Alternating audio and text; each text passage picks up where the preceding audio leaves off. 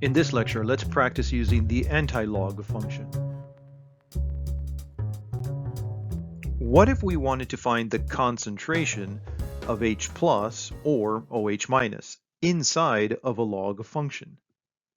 We need to take the antilog to get inside the log function.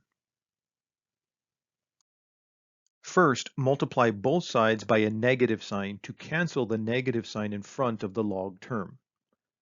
Next, simply insert a 10 so that each term becomes an exponent to 10.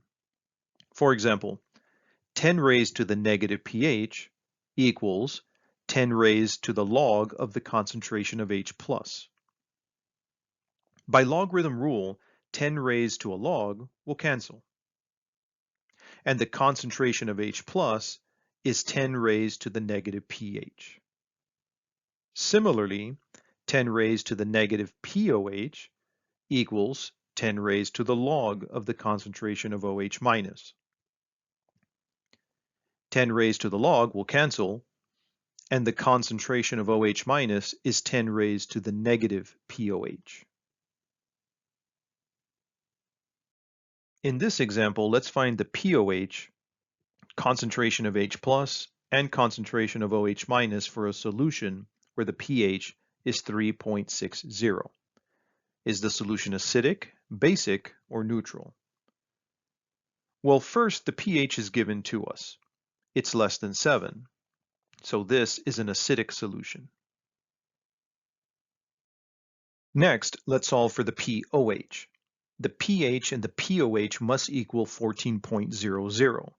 So here, 14.00 minus the pH, 3.60, is equal to 10.40. And the concentration of H plus is 10 raised to the negative pH, or negative 3.60. This is equal to 2.5 times 10 raised to the minus 4 molar.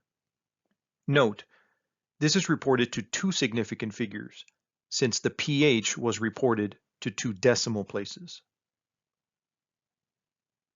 The concentration of OH minus can be solved one of two ways. First, the equilibrium expression for Kw can be rearranged to solve for the concentration of OH minus. Here, the concentration is 4.0 times 10 raised to the minus 11 molar. Also, the concentration of OH minus is 10 raised to the negative 10.40. The POH, 10.40, was solved first. Note that the two concentrations of OH minus are the same. The slight difference arises from using rounded numbers, which leads to some error.